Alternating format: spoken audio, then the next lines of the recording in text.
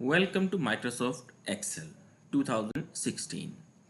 आज हम इस वीडियो में माइक्रोसॉफ्ट एक्सेल 2016 पर काम करना सीखेंगे और ये ट्यूटोरियल मैंने बिगनर्स के लिए बनाया है। तो इसमें हम आज कुछ बेसिक्स फार्मूलाज के साथ एक कंप्लीट वर्किंग सीखेंगे ताकि आप माइक्रोसॉफ्ट एक्सेल में इजीली काम कर सकें।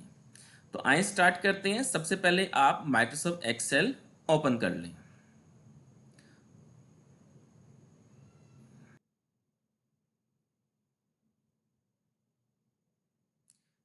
इस तरह से हमारे सामने माइक्रोसॉफ्ट एक्सेल का इंटरफेस आ जाएगा। अब इसमें आपने करना क्या है, तो इस इंटरफेस में यहाँ पे जो भी आपके रिसेंट डॉक्यूमेंट्स ओपन होते हैं उनकी यहाँ पर डिटेल आ रही होती है कि आपने जो भी रिसेंटली ओपन किए हैं तो वो यहाँ पर अवेलेबल होती हैं। आप सिंगल क्लिक से ओपन कर सकते हैं, या कुछ डॉक्यूमेंट्स ऑलरेडी सेव्ड होते हैं तो वो आप यहाँ से ओपन कर सकते हैं अपने माइक्रोसॉफ्ट एक्सेल की वर्कबुक्स। उसके बाद ये एरिया आ जाता है। अब यहाँ पर आपको काफ़ी सारे ऑब्जेक्ट्स नज़र आ रहे हैं। अब अगर हमने ब्लैंक एक वर्कबुक ओपन करनी है तो हम इस ब्लैंक वर्कबुक पर क्लिक करेंगे और हमारे सामने एक ब्लैंक शीट आ जाएगी। और अगर आप इसको स्क्रॉल करें थोड़ा सा तो आपको यहाँ पर ये तमाम टेम्पलेट्स हैं जो बनी बनाई हैं, जो कि माइक्रोसॉफ्ट एक्सेल ने आपको टेम्पलेट्स बना कर दी हैं कि अगर आपको नहीं समझ आ रहा कि आपने कैसे फॉर्मेट डिज़ाइंस करने हैं तो हम यहाँ से ये टेम्पलेट्स यूज़ भी कर सकते हैं। और अभी हम वैसे इस वीडियो में ये सीखेंगे भी कि हम ये टेम्पलेट्स बना कैसे सकते हैं। अब आप अगर कोई ऐसी टेम्पलेट चाह रहे हैं कि जो यहाँ पर अवेलेबल नहीं है तो यहाँ पर आप इवन सर्च भी कर सकते हैं। जैसे यहाँ पर मैं कुछ लिखता हूँ, एजुकेशन लिख दिया मैंने, मैं एंटर प्रेस करूँगा तो ऑनलाइन काफ़ी ज़्यादा टेम्पलेट्स हैं जो कि अवेलेबल हैं, जो कि आप यहाँ से फाइंड आउट कर सकते हैं और फिर उसको अपनी ज़रूरत के मुताबिक यूज़ कर सकते हैं।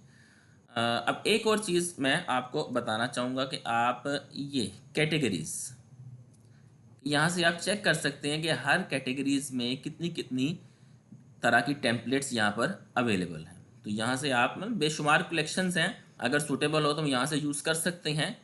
लेकिन आज हम सीखेंगे हम ये बना कैसे सकते हैं।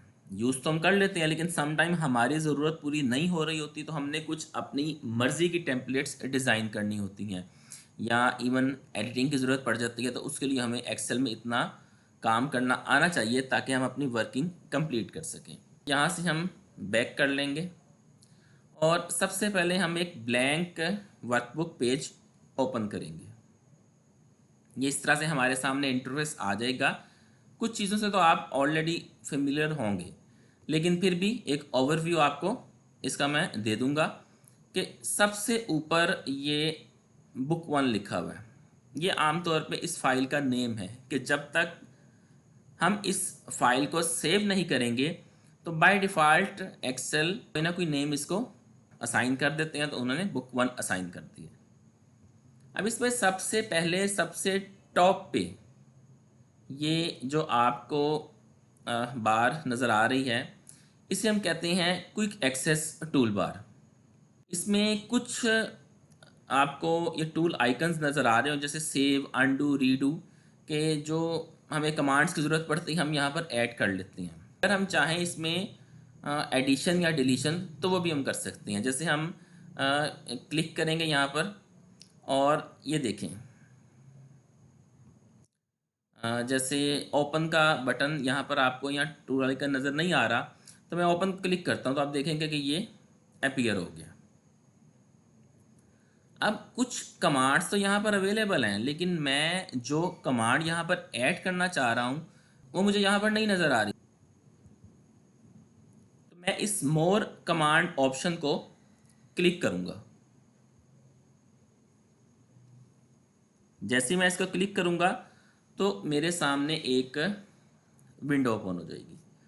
अब आप सोच रहे होंगे कि इसमें तमाम कमांड्स अवेलेबल हैं, लेकिन यहाँ तो कुछ कमांड्स अवेलेबल हैं, कुछ नहीं है।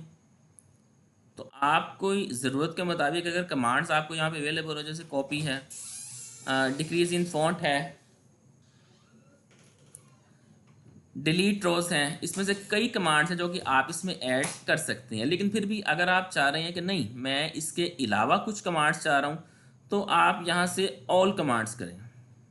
अब इसमें ईच एंड एवरी कमांड यहाँ पर अवेलेबल हो जाएगी कि आप किसी भी कमांड को अगर चाहें तो क्विक एक्सेस टूल बार में ऐड कर सकते हैं। अब जैसे अब मैंने कुछ कमांड्स यहाँ पे ऐड की हैं, जैसे सेट प्रिंट एरिया, मैं इसको ऐड करना चाहता हूँ तो यहाँ ऐड हो गया। लेकिन फिर मुझे ख्याल आता है कि ये तो गलत ऐड हो गया, ये तो मुझे नहीं चाहिए यहाँ पे। तो आप इसको, ये रिमूव का बटन जो अवेलेबल है, आप इस रिमूव बटन को क्लिक करेंगे तो देखेंगे यहाँ से ये कमांड डिसअपीयर हो गई है। फिर भी अगर आप देखना चाह रहे हैं कि ये क्विक एक्सेस टूल बार पर भी नज़र आएगी, तो यहाँ से आप ओके बटन प्रेस कर दें तो आप देखेंगे एक और ऑप्शन यहाँ पे अवेलेबल हो गई। तो अगर मैं इसको रिमूव करना चाह रहा हूँ तो मैं इजीली रिमूव कर सकता हूँ यहाँ से। अभी हमने ये ओपन और ये दो ऑप्शंस ऐड की थी, मैं दोनों को रिमूव कर देता हूँ तो बाय डिफ़ॉल्ट यहाँ पर ये चीज़, वही ऑप्शंस आ गई जो कि बाय डिफ़ॉल्ट यहाँ पर अवेलेबल हैं। अब मैं दोबारा से कुछ कमांड, जैसे अगर आपने ऐड कर ली हैं और आपको खुद ही याद नहीं है कि आपने कौन कौन सी कमांड ऐड कर ली थी,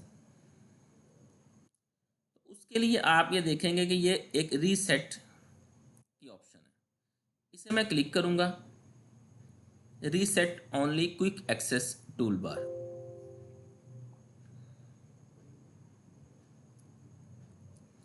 तो जैसे ही मैंने यस किया, आप देखेंगे कि बाय डिफ़ॉल्ट जो ऑप्शन थी उसके अलावा जितनी ऑप्शन थी वो डिसअपीयर हो गई हैं।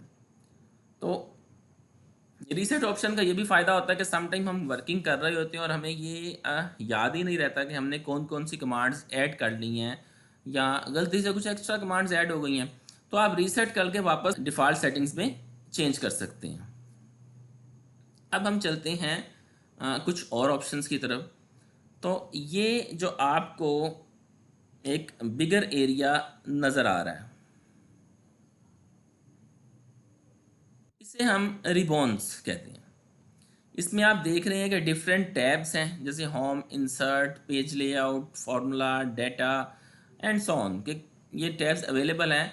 और हर टैब में आप देखेंगे कि सेट ऑफ कमांड्स है, ग्रुप ऑफ कमांड्स बनी हुई है। ये देखें, ये एक सेक्शन है क्लिपबोर्ड का, कट कॉपी पेस्ट है, ये एक फ़ॉन्ट का एक डायलॉग बॉक्स बना हुआ है, एक ऑप्शंस का कलेक्शन है जिसमें आपको फ़ॉन्ट साइज़ और उससे रिलेटेड ऑप्शन मिलेंगे। इसी तरह अलाइनमेंट है, नंबर है, स्टाइल्स है, सेल्स है, एडिटिंग है और बेशुमार इस तरह हर आपको हर टैब में इसी तरह से ग्रुप्स बने मिलेंगे कि हमने अब जिस चीज़ में वर्किंग करनी होगी तो वो उन्होंने जो कमांड्स हैं वो ग्रुप्ड कर देंगे ताकि हमें इजीली उससे रिलेटेड कमांड्स मिल सकें। अब जो ये स्टार्ट में फाइल है लिखा हुआ है, ये एक अदद मेन्यू है जो कि बाकी सारे तो मेन्यूज़ जो लास्ट ऑफिस में या एक्सेल में थे वर्जन्स में, उनको तो उन्होंने टैब्स में कन्वर्ट कर दिया, रिबॉन्स का एक सेट बना दिया, लेकिन ये एक मेन्यू आपके पास स्टिल अवेलेबल है। अब इसमें ये रिसेंट, अगर यहाँ पे कोई डॉक्यूमेंट्स आप ओपन करेंगे तो यहाँ पे डिस्प्ले हो जाएंगे। वन ड्राइव है, आप अगर वन ड्राइव में सेव करना चाह रहे हैं, ऑनलाइन करना चाह रहे हैं दिस पीसी पे, जहाँ पे भी आप, क्योंकि अब ये ऑप्शंस है कि आप फाइल्स अपने सिस्टम पे भी सेव कर सकते हैं और ऑनलाइन जैसे क्लाउड्स पे सेव कर देते हैं, आप इस तरह भी फाइल सेव कर सकते हैं। अब इसमें पहली ऑप्शन है इन्फो। अब सबसे पहली ऑप्शन है प्रोटेक्ट वर्कबुक, जो आमतौर पे control what types of changes people can make this work group, कि आप उसे प्रोटेक्ट करना चाह रहे हैं कि तमाम यूज़र्स अपनी मर्जी से इसमें एडिटिंग ना कर सकें। फिर कुछ इंस्पेक्ट वर्कबुक है, डॉक्यूमेंट प्रॉपर्टीज, ऑथर नेम्स, जब आपने इसको पब्लिश करनी होती है तो ये कुछ ऑप्शन है जो कि अगर आप ऐड कर दें तो एक क्लियरली आइडेंटिफिकेशन आ जाती है। फिर मैनेज वर्कबुक है, चेक इन, चेकआउट और रिकवर अनसेव्ड चेंजेस, वो किस तरह से मैनेज करनी है। या ब्राउज़र व्यू ऑप्शंस हैं कि ये वर्कबुक जो है ये वेब पर या ब्राउज़र में किस तरह से डिसअपीयर होगी। फिर नेक्स्ट ऑप्शन है न्यू। अब न्यू में अगर आप ये देखें तो ये वही डिस्प्ले है जो कि हमें स्टार्ट में नज़र आया था। तो हम यहाँ पे क्लिक करेंगे जब इस ब्लैंक वर्कबुक को, तो हमारे पास एक न्यू ब्लैंक डॉक्यूमेंट या जिसे हम वर्कबुक कहेंगे, ब्लैंक वर्कबुक, वो सामने स्क्रीन पर अपीयर हो जाएगी। इस पर भी हम वर्किंग करेंगे। अब नेक्स्ट ऑप्शन है ओपन। ओपन का मतलब है कि आपके पास कोई ऑलरेडी सेव्ड डॉक्यूमेंट मौजूद है।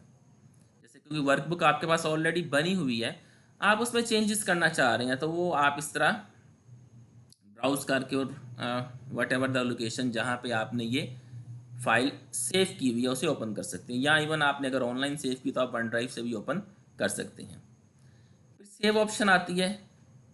जैसे ये सारे पाथ्स आ रहे हैं, अगर आप फाइल को फ्यूचर में दोबारा से यूज़ करना चाह रहे हैं तो जाहिर बात है आप उसको अपने पास स्टोर करना चाहेंगे, तो उसके लिए हम ये सेव ऑप्शन यूज़ करेंगे।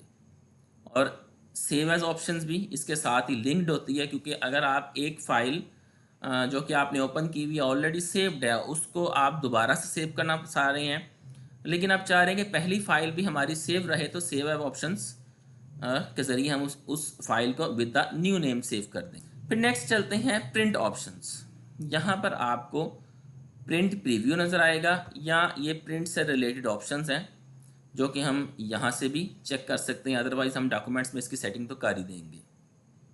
फिर शेयर आ जाता है कि अगर ये आप डॉक्यूमेंट शेयर करना चाह रहे हैं ईमेल के थ्रू या वैसे, तो इसको यूज़ करेंगे। फिर एक्सपोर्ट है कि अगर आप इसको, जैसे कि पीडीएफ का नाम तो आपने सुना है कि कॉमनली आजकल यूज़ हो रही हैं फाइल्स, अगर उस फॉर्मेट में आप इसको सेव करना चाह रहे हैं तो आप इस ऑप्शन को यूज़ करेंगे। फिर चेंज फाइल टाइप है, ये वैसे जब हम सेव या सेव एज ऑप्शन यूज़ करते हैं तो ये ऑप्शंस वहाँ पर भी अवेलेबल होती हैं, आप वहाँ से भी सेव कर सकते हैं, या आप यहाँ से करना चाहें तो यहाँ से भी सेव कर सकते हैं। फिर नेक्स्ट है publish. Use power B I to create, share and organise the rich visual reports and dashboard और data insights. Power B I will automatically refresh the updates of your workbook. तो ये अगर आप इस वर्कबुक को publish करना चाह रहे हैं, वन ड्राइव है या अदर, तो हम इसको ऑप्शन को यूज़ करेंगे। और क्लोज है, इस बटन को हम क्लिक नहीं करेंगे, और अगर करेंगे तो ये हमारा जो वर्कबुक है ये क्लोज हो जाएगी। फिर नेक्स्ट चलते हैं हम ये ऑप्शंस की तरफ चलते हैं।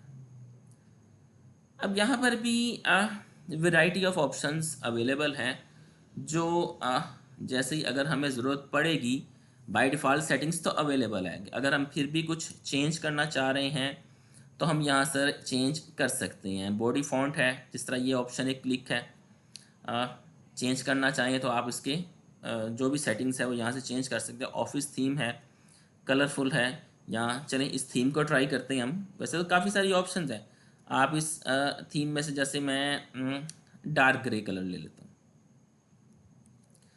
तो अगर मैं ओके करूँगा तो ये देखें पूरी की पूरी इन्वायरमेंट ये चेंज हो गई है। तो इस तरह की ये ऑप्शंस हैं, सेटिंग्स हैं, जो कि हमें जब ज़रूरत पड़ती है तो हम इसको यूज़ करते हैं। फ़िलहाल मैं सेम सेटिंग्स को वापस कर देता हूँ, ये सिर्फ आपको दिखाने के लिए मैंने चेंज की थी कि इसमें डिफरेंट सेटिंग्स है, फार्मूलाज हैं, अदर हैं, तो वो हम साथ साथ जब हमें ज़रूरत पड़ेगी तो हम इसको यूज़ करते रहेंगे। ये देखिए वापस ओरिजिनल पोजीशन पर ये डॉक्यूमेंट आ गया। अब हम अगर स्टार्ट करें तो हम स्टार्ट कुछ इस तरह से करते हैं कि हम एक साथ साथ शीट बना लेंगे ताकि वर्किंग भी हो जाए और साथ साथ हम कुछ सीख भी लें। जैसे हम एक मंथली सेल शीट, अभी हम नेक्स्ट वीडियोस में करेंगे, तो डिफरेंट फॉर्मेट्स के साथ आपको शीट्स बनाना मैं सिखाता रहूँगा।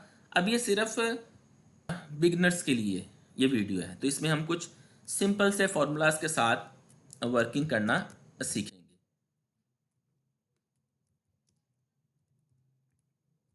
जैसे ये हम एक मंथली सेल शीट बना रहे हैं, तो मैंने सीरियल नंबर ले लिया, कोड नंबर, प्रोडक्ट का हम यहाँ पर नेम लेंगे।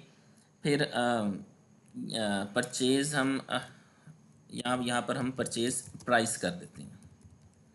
परचेज़ प्राइस हमने कर लिया। क्वांटिटी, कितनी मिकदार में हमें ये प्रोडक्ट चाहिए होगी, फिर परचेज अमाउंट कि टोटल अमाउंट हमारे पास कितनी है। फिर यहाँ पर हम सेल प्राइस ले लेते हैं। इसी तरह यहाँ पर हम सेल अमाउंट ले लेते हैं और उसके बाद हम चेक कर लेंगे कि हमें प्रॉफिट हुआ है या लॉस। एक सिंपल सी शीट है। अभी तो वैसे हम कई पैटर्न्स करेंगे तो फ़िलहाल हम इसको थोड़ा सा सीखते हैं। अब अगर आप इनको ये देखें, यहाँ पर मैंने परचेज प्राइस लिखा हुआ, ये आपको फॉर्मूला बार में नज़र आ रही है, लेकिन यहाँ पर मुझे पूरा कंप्लीट नज़र नहीं आ रहा। अब आप एक चीज़ जो बिल्कुल बेसिक है, जो आपने नोट की होगी कि यहाँ पर ये नंबरिंग बार बार चेंज हो रही है। आखिर ये क्या चीज़ है? जैसे मैं जिस सेल पर क्लिक करता हूँ तो ये नंबर आप देखेंगे चेंज हो रहा है, इसकी वैल्यू यहाँ पर नज़र आ रही है। तो ये एक्सेल में बड़ी ही बेसिक सी बात है, बड़ी बेसिक सा कॉन्सेप्ट है सीखने के लिए। जैसे यहाँ पर सेल एड्रेस नज़र आ रहा है, हम किसी भी सेल को जब कंट्रोल करेंगे तो उसमें एड्रेस की ज़रूरत पड़ती है। अब एड्रेस कैसे बनता है? कॉलम और रो के कम्बिनेशन से। जैसे मैं यहाँ पे क्लिक कर रहा हूँ, कॉलम कौन सा है? डी, और रो है 1, एड्रेस बन गया D1। इसी तरह मैं यहाँ पे क्लिक करूँगा, कॉलम ए है और रो 1 है तो A1। तो ये हमारा सेल एड्रेस बन गया, जो कि हम अभी यूज़ करेंगे, क्योंकि एक्सेल में अगर आपने किसी भी सेल की वैल्यू को एक्सेस करना है, उसको यूज़ करना है, तो हम उसको इस एड्रेस के थ्रू कॉल करते हैं। फिर नेक्स्ट ये बिल्कुल इसके साथ फॉर्मूला बार है। इसमें अभी हम जब फॉर्मूलाज लिखेंगे तो यहाँ पे आपको नज़र आएंगे। फ़िलहाल ये अगर हम किसी भी सेल पे क्लिक करें तो उसकी कंप्लीट वैल्यू यहाँ नज़र आ रही है। देखिए ना, यहाँ पे नज़र आ रहा है कि परचेज लिखा हुआ है, लेकिन यहाँ पे परचेज प्राइस आ रहा है। इसका मतलब है कि कुछ पोर्शन इसमें से मिटा हुआ है, हाइड हुआ है। तो मैं अगर यहाँ पर ये देखें, डी कॉलम है और ये ई है, इसके आप बिल्कुल सेंटर में लेके आएंगे, आइकन का शेप चेंज हो रही है। यहाँ पर आप डबल क्लिक करें तो ये देखें, ये ऑटोमेटिकली एडजस्ट हो गया और पूरे का पूरा नेम यहाँ पर डिस्प्ले हो गया। इसी तरह हम ये अगर सिंगल करना चाहें तो आप सिंगल भी कर सकते हैं। अगर आप मल्टीपल कॉलम्स को सिलेक्ट करना चाहें तो भी कर सकते हैं। अगर आप कंप्लीट शीट को करना चाहें तो आप यहाँ पे क्लिक करके ये कॉर्नर पे तो आप सबको इकट्ठा भी कर सकते हैं। तो वो डिपेंड करता है कि आपको रिक्वायरमेंट क्या है, उस हिसाब से आप इसको यूज़ करते हैं। अब इस में हमने सिंपल सी हेडिंग्स तो लिख ली हैं, तो अगर थोड़ा सा डेटा भी फिल आउट कर लिया जाए, जैसे 1 2 3 कोई भी आप सैम्पल डेटा एंटर कर लें।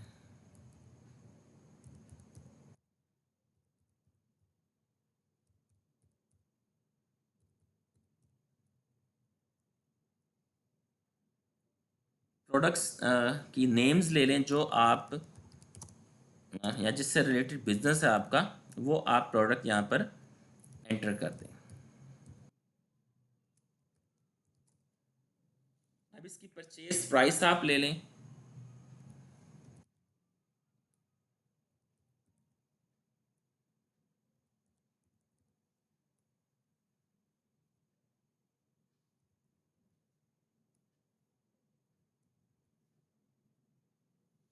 तो ये हमारे पास इसकी परचेज प्राइस आ गई, और इसके साथ जाहिर बात है कि सेल प्राइस की ज़रूरत भी पड़ेगी।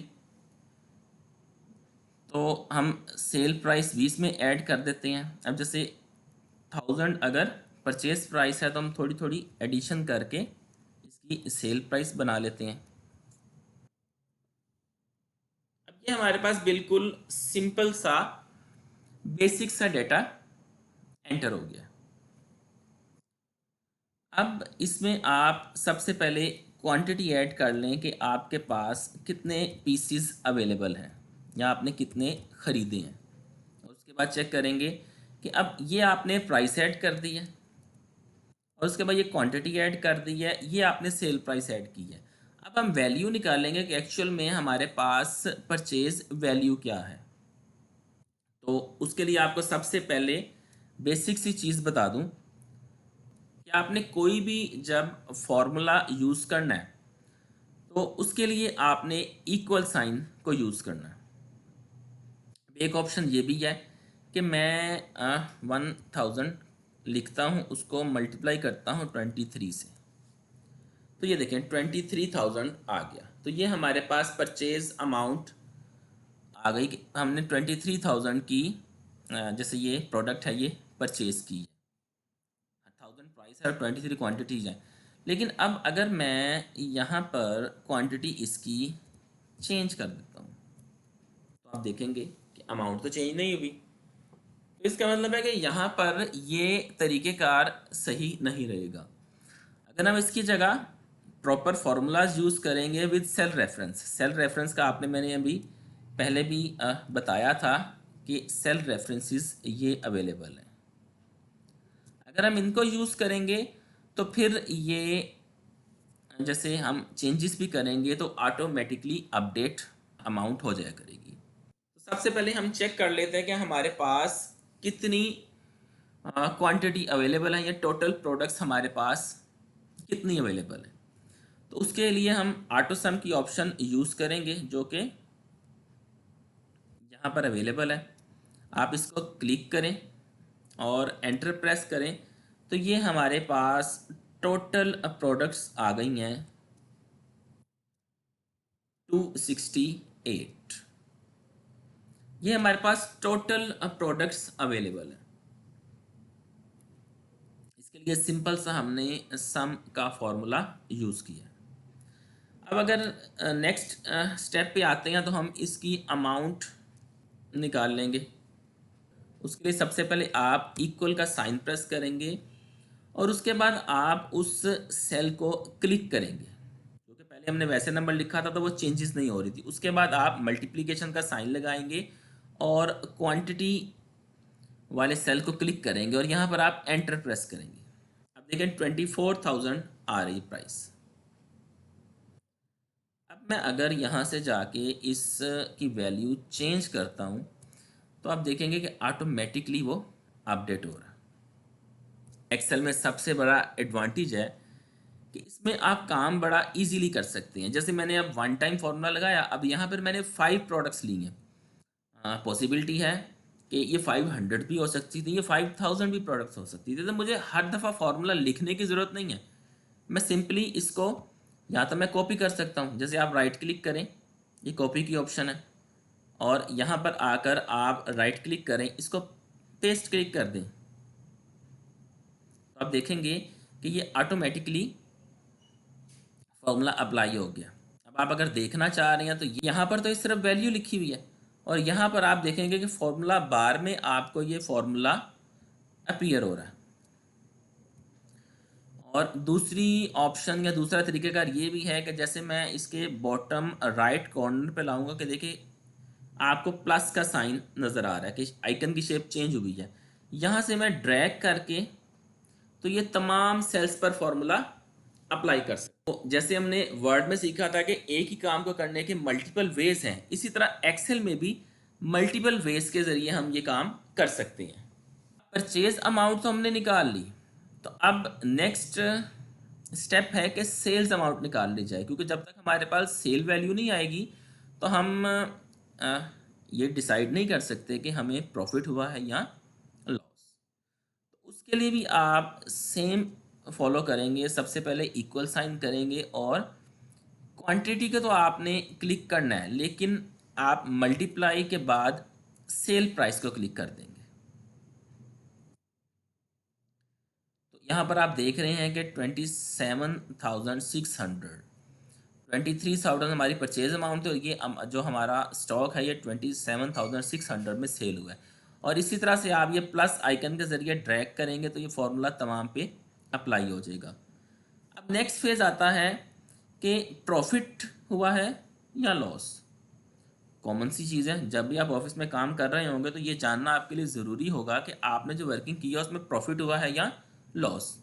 तो यहाँ पर आप इक्वल साइन प्रेस करेंगे और यहाँ पर सेल्स अमाउंट क्लिक करेंगे और माइनस का साइन क्लिक करके आप परचेज अमाउंट क्लिक करें और यहाँ पर आप एंटर प्रेस कर दें। तो 4600 आपको प्रॉफिट हुआ।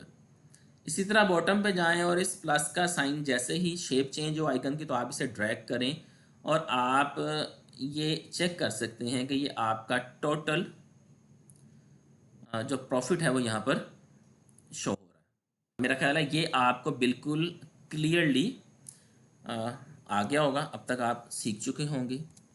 अब जैसे हमने क्वांटिटी का टोटल किया था, अब हम चाह रहे हैं कि हमारे पास टोटल प्रॉफिट कितना हुआ है। तो आप टोटल प्रॉफिट के लिए दोबारा से यहाँ पर क्लिक करेंगे और ऑटो सम की ऑप्शन को क्लिक करेंगे और जैसे ही आप उसे क्लिक करेंगे तो ऑटोमेटिकली ये फॉर्मूला अप्लाई हो जाएगा और आप एंटर प्रेस करेंगे तो ये अप्लाई हो गया और ये हमारे पास एक टोटल आ गया कि 2,80,800 हमें प्रॉफिट हुआ है। अब ये तो हम फॉर्मूलाज के ज़रिए लिख रहे हैं। वैसे अगर आप चाहें तो ये फॉर्मूला आप हाथ से भी लिख सकते हैं, टाइप कर सकते हैं। जैसे आप इक्वल साइन प्रेस करें और यहाँ पर लिखें सम। ये आप देख रहे हैं कि फॉर्मूला बार में आपको क्लियरली नज़र आ रहा होगा। यहाँ पर आप पैरेंथेसिस को ऐड करें और उसके बाद यहाँ से आप रेंज खुद सिलेक्ट कर लें, पैरेंथेसिस को क्लोज करें और एंटर प्रेस करें तो ये अप्लाई हो जाएगा। तो ये जो सम का फॉर्मूला था ये इसमें अप्लाई हो गया।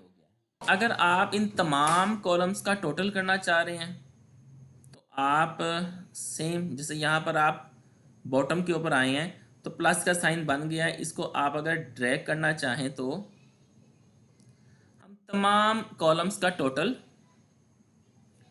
कर सकते हैं इस तरह। तो ये बड़ा सिंपल सा वे था कि हम एक सिंपल सी शीट ये बिल्कुल तैयार किया है। अभी फ्यूचर में हम सीखेंगे कि बड़े कम्प्लेक्स किस्म के फॉर्मूलाज होते हैं जो कि इतना इजी नहीं होता, लेकिन बिगनर्स के लिए ट्यूटोरियल तो यहाँ पे हमने बिल्कुल बेसिक सी चीज़ सीखी है कि हमने बिल्कुल बेसिक है कि आपने कैसे एक सिंपल सी शीट बनानी है और उसके ऊपर फॉर्मूलाज अप्लाई करने हैं। लेकिन अब थोड़ी सी अगर हम इसमें फॉर्मेटिंग भी कर लें तो ज़रा इसकी लुक थोड़ी सी बेहतर हो जाएगी। अब उसके भी कई तरीके होते हैं। एक होता है कि ये सारी ऑप्शन मौजूद है मैं खुद से करूं, लेकिन हमें माइक्रोसॉफ्ट एक्सेल ने कुछ ऑप्शन प्रोवाइड किए हैं कि जिसके ज़रिए हम बहुत ही कम मेहनत में ये फॉर्मेटिंग अप्लाई कर सकते हैं। जैसे अब ये मंथली सेल मैंने सेलेक्ट किया और यहाँ पर मैं सेल स्टाइल्स में आया तो यहाँ पर आप देखेंगे कहाँ पे कहीं टाइटल लिखा हुआ नज़र आ रहा है। ये देखें, ये है टाइटल लिखा हुआ। आप इस टाइटल को क्लिक करें तो ऑटोमेटिकली फॉर्मेटिंग अप्लाई हो गई। अब नेक्स्ट है ये हेडिंग्स हैं। इन हेडिंग्स को सिलेक्ट करें क्योंकि जब भी आपने ये अप्लाई करना है तो सबसे पहले सिलेक्ट करना ज़रूरी है। तो आप इन दोबारा से वहाँ जाएं। अब यहाँ पर आप ढूंढें कि मतलब फाइंड करें कि हेडिंग्स कहाँ लिखा है। मेरा ख्याल है ये आपको इजीली नज़र आ रही होंगी हेडिंग्स। यहाँ पे हम कोई भी हेडिंग्स चूज़ कर सकते हैं जो हमें सूटेबल लगे। कोई है इसमें कन्फ्यूजन आपको? मेरा ख्याल है बिल्कुल क्लियरली आप यहाँ पे हेडिंग फाइंड आउट करेंगे और इसे क्लिक करेंगे तो ये फॉर्मेटिंग हमारी अप्लाई हो गई। अब नीचे जो ये कुछ ऑप्शंस हैं इनमें कुछ सेल्स पे फॉर्मूलाज लगे हुए हैं और कुछ में हमने वैल्यूज एंटर की हैं। तो जो हमने वैल्यूज एंटर की हैं जैसे ये सेल हैं, उसके अलावा जब ये आपने मल्टीपल सेलेक्ट करने हो तो आप कंट्रोल का बटन प्रेस करके रखें और इस तरह से हमने ये सिलेक्ट की हैं। और दोबारा से यहीं पे जाएंगे सेल स्टाइल और यहाँ पर हम चेक करेंगे कि इनपुट कहाँ पे लिखा हुआ है। ये आपको इनपुट लिखा हुआ नज़र आ जाएगा। इसे क्लिक करेंगे तो ये देखें ये फॉर्मेटिंग अप्लाई होती जा रही है। अब जो फार्मूलाज आपने लगाए थे उसको सिलेक्ट कर लेते हैं।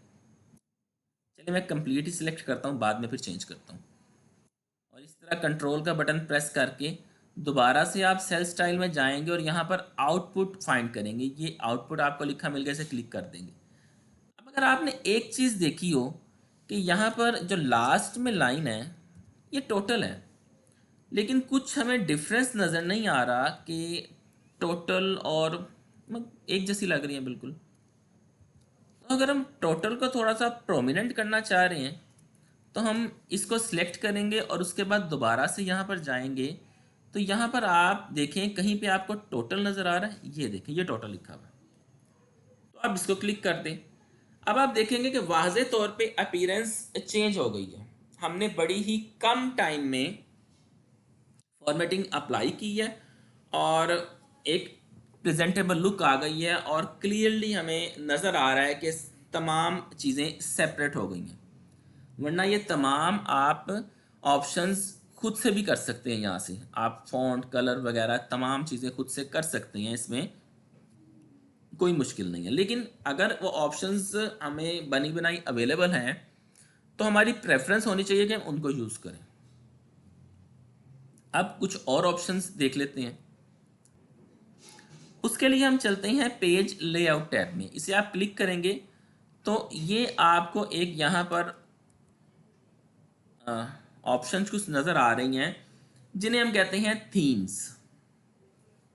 वैसे अ, ये तमाम ऑप्शन मैंने आपको पहले भी बताया कि हम यहाँ से खुद से सब कुछ कर सकते हैं, फॉन्ट वगैरह चेंज, कलर वगैरह, कलरिंग वगैरह हर चीज़। लेकिन यहाँ पर थीम्स को एक दफ़ा हम ट्राई करते हैं कि ये क्या हमें दिखाना चाह रहे हैं।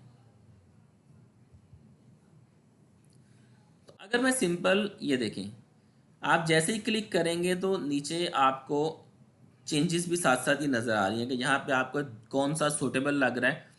तो जो आपको सूटेबल लगे आप उसको क्लिक कर दें तो ये पूरे फाइल के ऊपर ये थीम भी अप्लाई हो गया। तो आपके सामने है कि कितनी देर लगी हमें फॉर्मेटिंग में। मेरा ख्याल है हमने बहुत ही जल्दी से इसको फॉर्मेट कर लिया।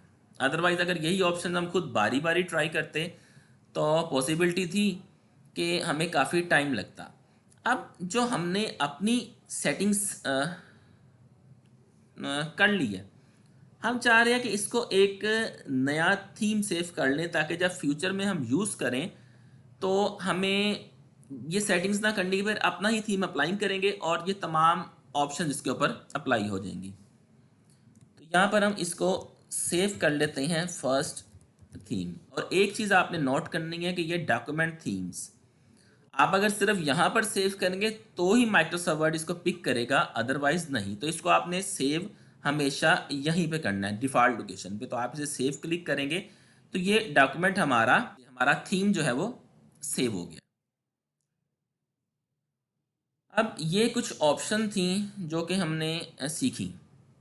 अब उसके साथ कुछ और ऑप्शंस हैं कि जैसे हम चेक करना चाह रहे हैं इसकी सेटिंग्स, क्योंकि अगर हमने इस फाइल को सेंड करना है या प्रिंट आउट लेना है तो सबसे पहली चीज़ होती है कि इसका व्यू कैसा नज़र आएगा।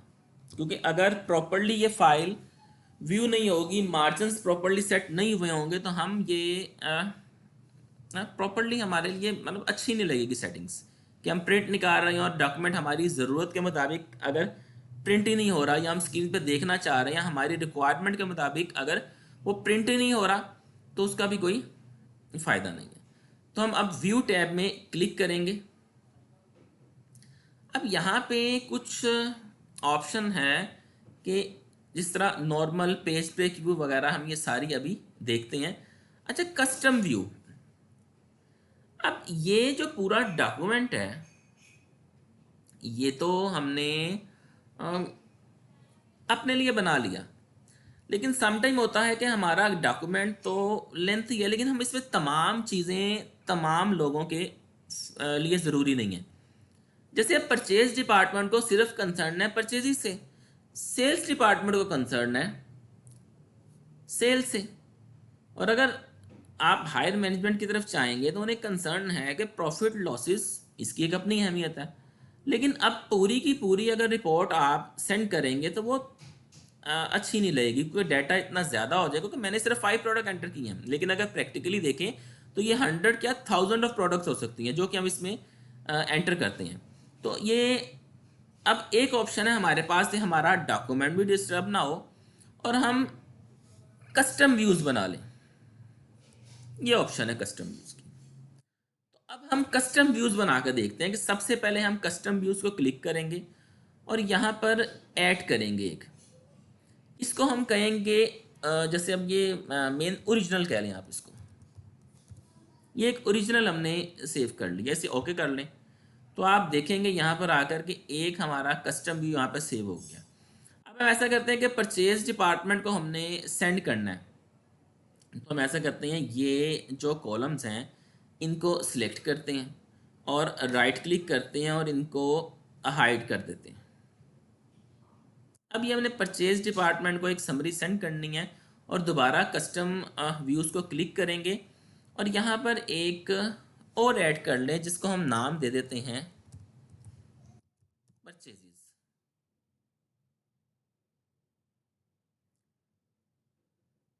अब नाम तो हमने दे दिया, लेकिन अब हमें ये समझ नहीं आ रही कि हमने कहाँ से कॉलम हाइड किए थे या कहाँ से रोज हाइड की थी, क्योंकि समटाइम कोई कम्प्लेक्स किस्म की स्टेटमेंट होती है तो बिल्कुल सिंपल सी है, तो हमें तो अब याद ही नहीं है कि हमने किस तरह से हाइडिंग की थी या बहाना हाइडिंग करेंगे, सेटिंग डिस्टर्ब होने का चांस है।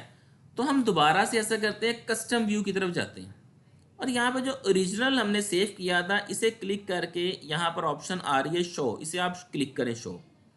तो मेरा ख्याल है विद इन सेकेंड्स आपके पास एक कंप्लीट शीट शो हो गई है जो कि आपने बनाई थी। आपको याद रखने की ज़रूरत नहीं है कि आपने कौन सा कॉलम या कौन सी रो आपने हाइड की थी या अनहाइड की थी, आपको कुछ भी याद रखने की ज़रूरत नहीं है। आप सिंपल कस्टम व्यू क्लिक करेंगे और आपके सामने एक ओरिजिनल व्यू वापस आ गया। तो ये जो ऑप्शन है ये इंतहाई फ़ायदेमंद है कि जब आप वर्किंग करते हैं, आप में से जो लोग वर्किंग कर रहे होंगे और इसे यूज़ कर रहे होंगे उन्हें इसकी अहमियत पता भी होगी कि ये कितना हमें वर्किंग के दौरान फ़ायदा देती है ऑप्शन। इसी तरह उसके साथ कुछ ऑप्शंस आ जाती हैं, जैसे अब आप तमाम चीज़ें नहीं देखना चाह रहे, जैसे अभी तो मैंने व्यू बनाया था, हाइड किया, मैं हाइड भी नहीं करना चाह रहा लेकिन मैं कुछ कॉलम्स चाह रहा हूँ कि वो अ, ना नज़र आए। अब उसके लिए कि सबसे मुझे पहले कर्सर प्लेस करना पड़ता है, जैसे ये मैंने कर्सर प्लेस किया, अब उसके बाद मैं क्लिक करता हूँ ये फ्रीज पेन्स।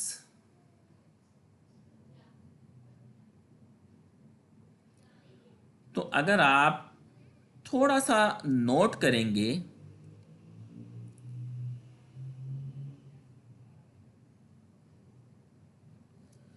तो जहाँ पे ये मेरा जैसे कि एक्टिव सेल है जहाँ पे मैंने क्लिक किया था उससे टॉप पे और उसके जैसे लेफ्ट पे जो कॉलम्स है वो तमाम फ्रीज हो चुके हैं।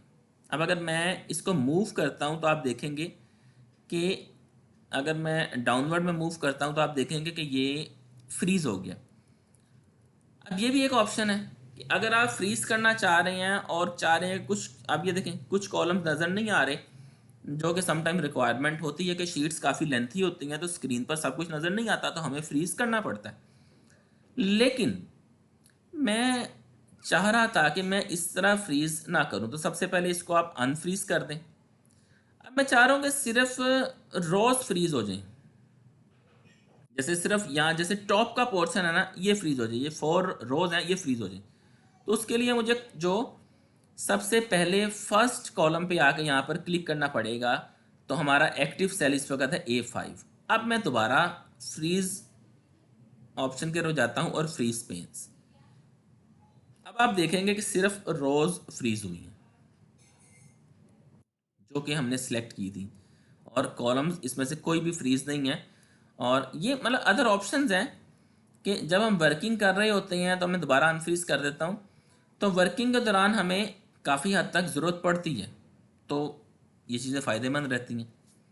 वैसे इसकी बड़ी अच्छी ऑप्शन एक जूम की भी है कि आप अगर जूम करना चाहें, शीट्स थोड़ी सी शॉर्ट है जैसे कि हमने बनाई है तो मैं इसको जूम करके थोड़ा सा यहाँ पर व्यू थोड़ा सा बेहतर भी कर सकता हूँ। तो वो डिपेंड करता है हमारी रिक्वायरमेंट्स पे, जो हमारी रिक्वायरमेंट होती है उसके मुताबिक हम इसको कस्टमाइज़ कर सकते हैं। फिर पेज व्यू की तरफ आते हैं। अब आपको तो ये पता नहीं लग रहा कि इसमें कितने पेजेस हैं, वैसे डॉटेड लाइन नज़र आ रही है, जिनको आइडिया होता है क्लियर आइडिया के लिए आप यहाँ पे जा सकते हैं पेज लेआउट पे। तो यहाँ पर आपको क्लियरली पता लग रहा है कि नंबर ऑफ़ पेजेस कितने हैं। और इसको आप अगर चाह रहे हैं कि थोड़ी एडजस्टमेंट करें तो आप पेज ब्रेक प्रीव्यू को क्लिक कर दें, तो यहाँ पर आपको एक और मज़ीद क्लियर ऐड, अगर मैं इसको ड्रैग करके या मैं चेंज करना चाहूँ तो मैं नंबर ऑफ़ पेजेस भी चेंज कर सकता हूँ, लेकिन इसको अभी बाद में चेंज करते हैं क्योंकि हमने पेज सेटिंग्स नहीं की। तो अब हम वापस चलते हैं पेज लेआउट टैब की तरफ, और यहाँ पर आपको पेज सेटअप के साथ एक पॉपअप बटन नज़र आ रहा होगा, इसे आप क्लिक करें। तो यहाँ पर आपको पेज की तमाम रिलेटेड सेटिंग्स हैं जो कि आपको नज़र आ रही हैं। अब आप देखना चाह रहे होंगे कि पता नहीं इसकी क्यों ज़रूरत है, तो आप अगर इस प्रिंट प्रीव्यू को क्लिक करें तो आपको वाज़े तौर पर नज़र आएगा कि हमारी थोड़ी सी अलाइनमेंट्स डिस्टर्ब हैं, जिसको हम एडजस्ट जब हम प्रिंट निकालेंगे तो ये इतना सूटेबल नहीं रहेगा। तो उसके लिए हम कुछ सेटिंग्स हैं, जैसे कि अब ये पोर्ट्रेट है, तो अगर हम इसको लैंडस्केप कर लें तो हमारे ये पेपर इजीली एक पेज पर जो कि सेटिंग्स है वो आ जाएंगी। अगर आपको फिर भी लगता है कि एक पेज पर नहीं आ रही और आप एक पेज पर प्रिंट निकालना चाह रहे हैं, तो आप यहाँ से फिट टू वन कर सकते हैं, तो वन पेज पर ये अपीयर हो जाएगा। फिर यहाँ पे पेपर है, लेटर है, A4 लीगल, जो भी आप यहाँ से सिलेक्ट करना चाह रहे हैं वो आप सिलेक्ट कर लेंगे और उसके बाद आप इसको ओके प्रेस करेंगे। यहाँ अभी हम सिर्फ चेक करना चाह रहे हैं तो आप प्रिंट प्रीव्यू भी क्लिक कर सकते हैं। ये देखिए, ये हमारी सेटिंग्स अब इस तरह से देखें। अगर लास्ट एग्जांपल लें तो अब ये काफ़ी बेहतर नज़र आ रही है। अब कुछ और ऑप्शंस की तरफ देख लेते हैं, जैसे मार्जिनस हैं, top right, bottom left, binding के लिहाज से आप मार्जिन देखना चाह रहे हैं या टॉप पे कोई हेडिंग्स है उसके लिए आप मार्जिन, तो यहाँ पे वो आप सारे सेट कर सकते हैं। फिर हेडर फुटर है, जो कि हेडर है तो आप यहाँ से सिलेक्ट कर सकते हैं, फुटर है तो आप यहाँ से सिलेक्ट कर सकते हैं, पेज नंबर या अदर कुछ भी आप टेक्स्ट वगैरह लिखना चाह रहे हैं। फिर शीट्स है, अब यहाँ से आप प्रिंट एरिया की अगर ऑप्शन देखें तो यहाँ पर वो एरिया आएगा कि जो कि प्रिंट होना है। जैसे अगर मैं कहता हूँ कि मैं तमाम डॉक्यूमेंट प्रिंट नहीं करना चाह रहा, मैं सिर्फ ये code number and product name print करना चाह रहा हूँ, तो मैं इसकी रेंज सेलेक्ट करूँगा और जैसे ही मैं प्रीव्यू सेलेक्ट करूँगा तो आप देखेंगे कि सिर्फ इतना से एरिया आ रहा है कि समटाइम आपको कोड और प्रोडक्ट नेम की ज़रूरत पड़ती है, तो आप जिस तरह मर्ज़ी प्रिंट कर सकते हैं। तो उसके लिए अब ऑप्शन अगर आप देखना चाहें तो यहाँ पर भी अवेलेबल है। कई दफ़ा आपको बता चुका हूँ कि एक ही काम हम मल्टीपल तरीक़ों से कर सकते हैं। प्रिंट एरिया, तो जो मैं प्रिंट एरिया सिलेक्ट करूँगा, जैसे अगर मैं पूरी शीट का करना चाह रहा हूँ तो मैं पूरी शीट पहले सिलेक्ट करूँगा और प्रिंट एरिया क्लिक करके सेट प्रिंट एरिया मैं इसे क्लिक करूँगा, तो ये जितना एरिया मैंने सिलेक्ट किया है ये तमाम प्रिंट आउट होगा। जैसे आप अगर देखना चाहें तो इस तरह ये प्रीव्यू देख सकते हैं। तो यहाँ पर आप अपनी मर्ज़ी की शीट्स प्रिंट करवा सकते हैं या जितने भी ऑप्शन हैं हम तमाम वो बड़ी इजीली कर सकते हैं। अब आपने ये वर्किंग कंप्लीट कर लिया, अब आप चाह रहे हैं कि आप इस फाइल को सेव करें। उसके लिए आप फाइल मेन्यू में जाएंगे और सिंपल सेव ऑप्शन को क्लिक करेंगे। जैसे ही आप सेव ऑप्शन क्लिक करेंगे आप देखेंगे कि ऑटोमेटिकली सेव एव ऑप्शन क्लिक हो गई है। तो यहाँ पर आप अगर सेव करना चाह रहे हैं इसी सिस्टम में तो आप ब्राउज़ ऑप्शन को क्लिक करेंगे और यहाँ पर कोई भी नेम दे देंगे। जैसे मैं इसको फर्स्ट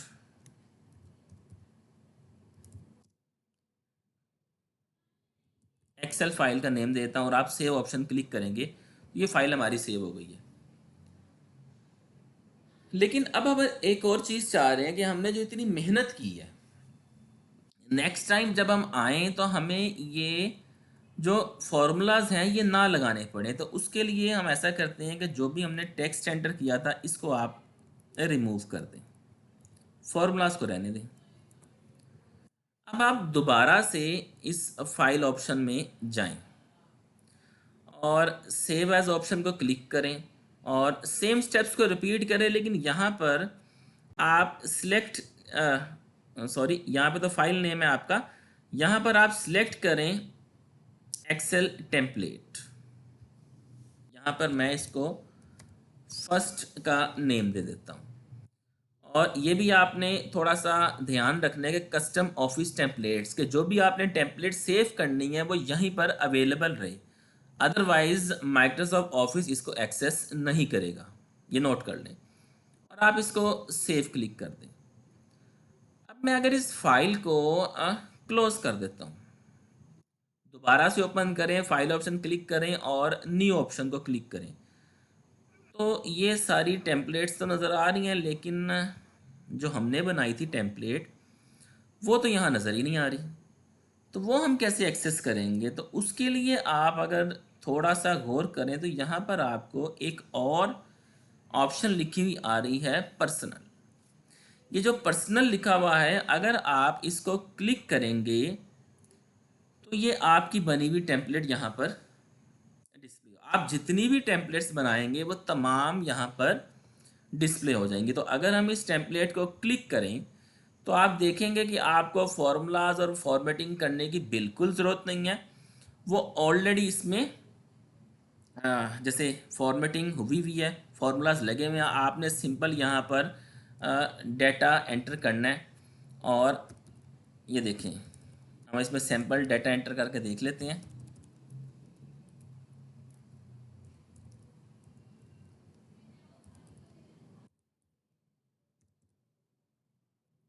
अब सेल प्राइस लिख लेते हैं।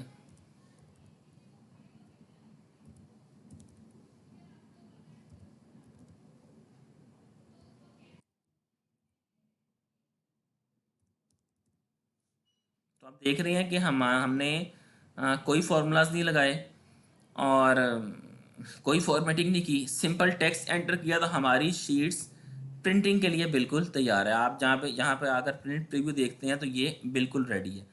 तो हम इस तरह से भी कर सकते हैं कि अपनी वर्किंग करें ऑफिस में, और इवन स्टूडेंट्स भी कर सकते हैं अपनी असाइनमेंट्स के लिए। तो आप एज अ टेम्पलेट सेव कर लें ताकि जब आप दोबारा उसके ऊपर वर्किंग करने लगें तो आपको वही मेहनत दोबारा ना करनी पड़े जो आप ऑलरेडी कर चुकी हैं। तो आज हमने अब हम कुछ मज़ीद फंक्शन सीखेंगे जो कि बिल्कुल बेसिक से हैं।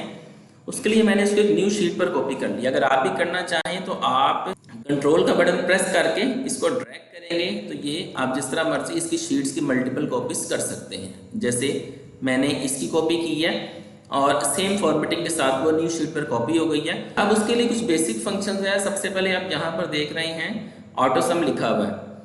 मैं थोड़ा सा इसको जूम करूं तो मैं इसको ड्रॉप डाउन क्लिक करें तो हमें एवरेज, काउंट, मैक्स, मिनिमम और कुछ मोर फंक्शंस भी अवेलेबल है। अगर मैं यहाँ से एक्सेस करना चाहूँ तो फंक्शन तो खैर बेशुमार है, अभी हम सिर्फ बेसिक्स फंक्शंस के बारे में बात करेंगे। जैसे ये फॉर्मूला टैब है, फॉर्मूला टैब अगर हम इसको क्लिक करके देखें तो आप यहाँ पर भी देखेंगे इंसर्ट फंक्शन का आपको लिखा हुआ नजर आएगा। अगर हम इसे क्लिक करते हैं तो भी ये विंडो अपीयर होगी और यहाँ से हम फंक्शन इसको सिलेक्ट कर सकते हैं। और ऑटो सम आपको यहाँ पर भी अवेलेबल है लिखा हुआ।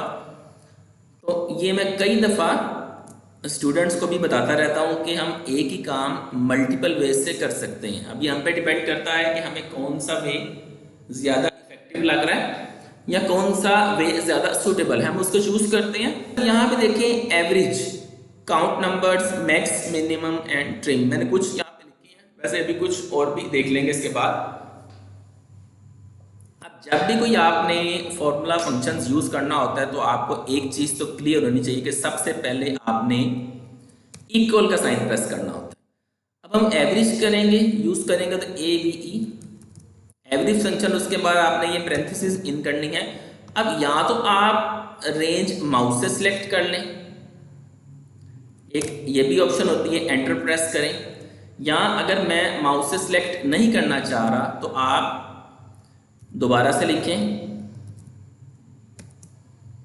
आप एरो इस्तेमाल करेंगे तो वो ऑटोमेटिकली ये इस तरह से बॉक्स अपीयर हो जाएगा, डॉटेड लाइन, और आप यहाँ से आके शिफ्ट के साथ कोई भी एरिया सिलेक्ट करके एंटर प्रेस करेंगे और ये हमारा रिजल्ट सामने डिस्प्ले हो जाएगा। अगर आप ये भी ऑप्शन नहीं चाह रहे तो आप एक और तरीके से भी कर सकते हैं।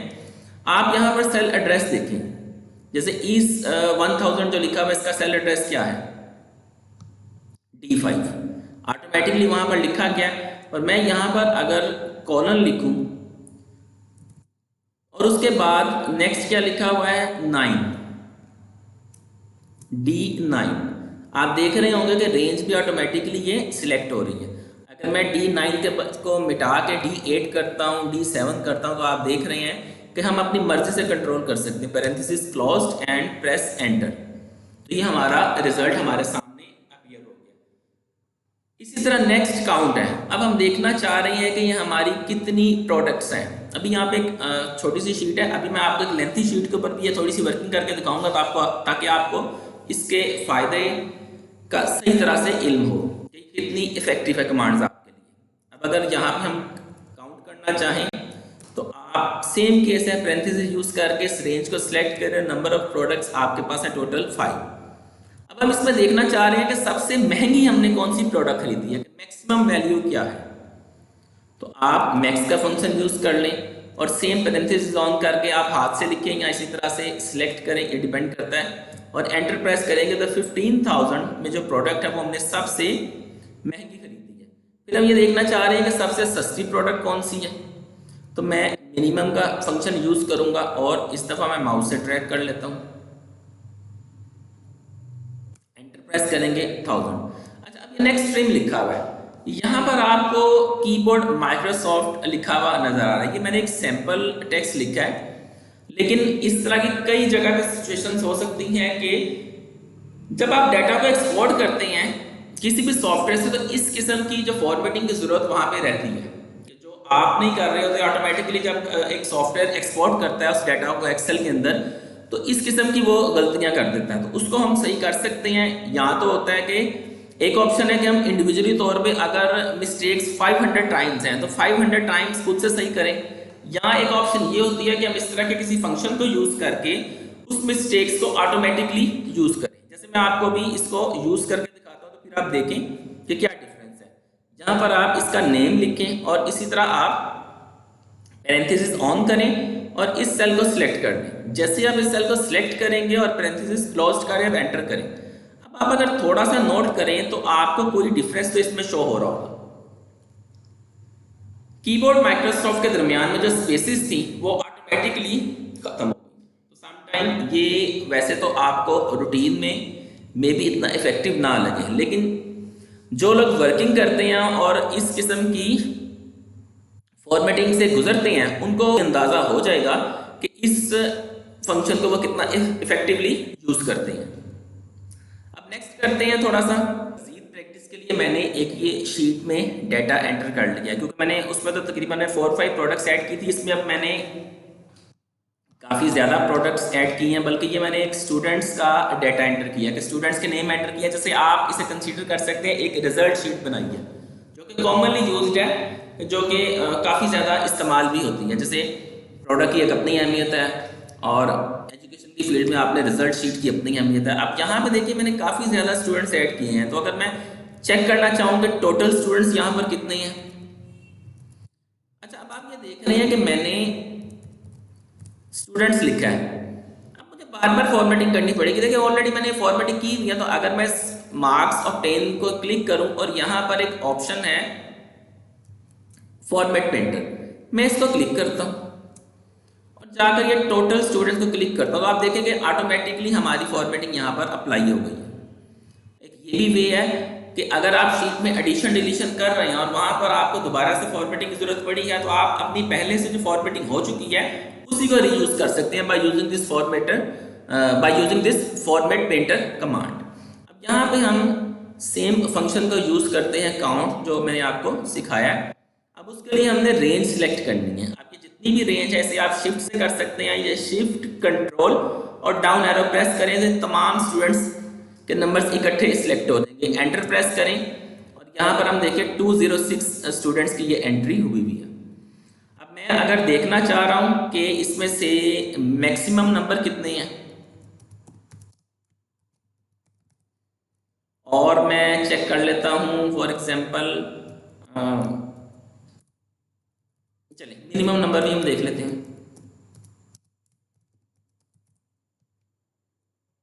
अब सेम केस है, मैं फॉर्मेटिंग करूंगा तो मैं इसी को यूज कर लेता हूं ताकि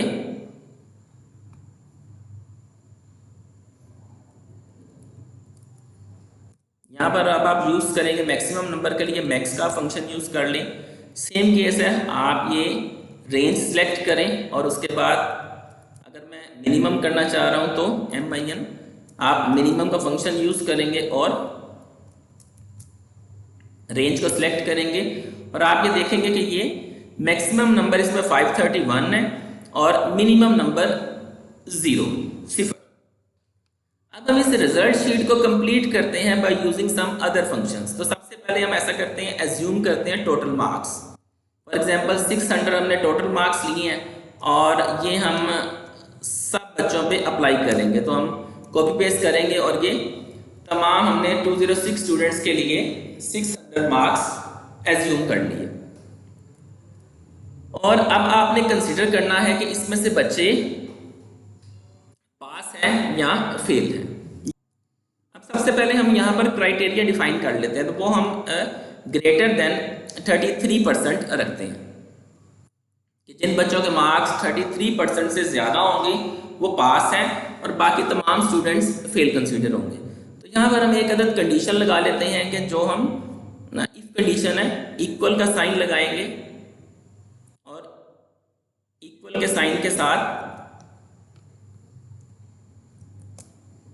आप यहाँ पर इफ कंडीशन लिखेंगे और यहाँ पर आप सबसे पहले हम इस सेल को लेंगे C4 जिसके अंदर में मार्क्स ऑफ 10 लिखे हुए हैं, इट इज़ ग्रेटर देन, और उसके बाद हम कंसीडर करेंगे टोटल मार्क्स का हमने 33% लेना है डिवाइडेड बाय 100। परसेंटेज का साइन भी लिख सकते हैं आप इस तरह से, इसके डिपेंड करता है कि आपने किस तरह से लिखना है। तो उसके बाद आप अगर तो 33% से ज़्यादा है तो कंसीडर करेंगे पास और कॉमा यूज करेंगे और अदरवाइज फेल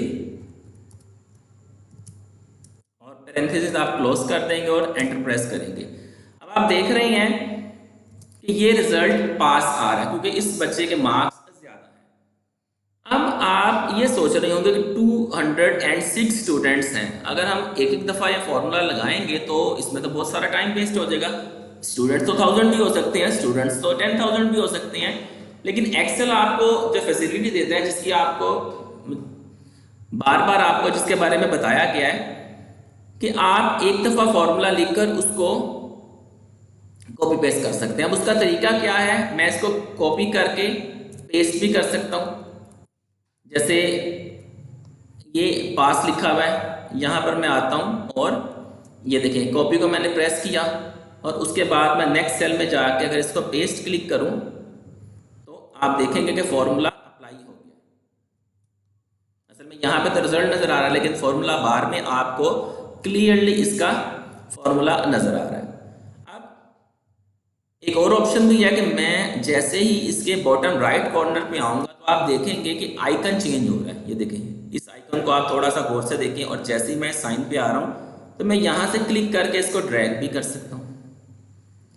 जितने नंबर ऑफ स्टूडेंट्स हैं मैं इस तरह से ड्रैग कर सकता हूँ। या जैसे दूसरा मैंने आपको ऑप्शन बताई थी, आप कॉपी पेस्ट भी कर सकते हैं। तो जिस तरह से आपको लगे कि आप क्विकली कर सकते हैं।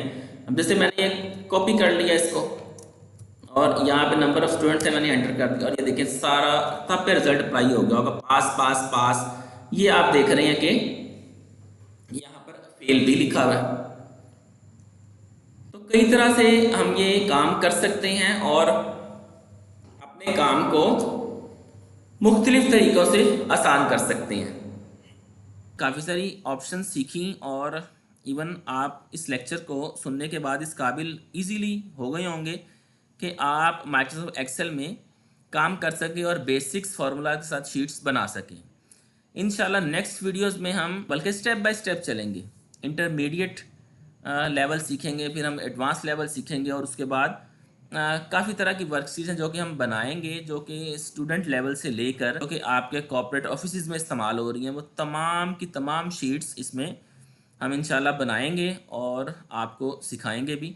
तो अगर वीडियो अच्छी लगी हो तो वीडियो को लाइक कर दें और चैनल को सब्सक्राइब करना ना भूलें ताकि जितनी भी लेटेस्ट वीडियोस आएँ आपको ईज़िली उन तक रसाई मिल सके। और नेक्स्ट वीडियो में फिर कुछ नया सीखेंगे। अपना ख्याल रखिएगा। अल्लाह हाफिज़।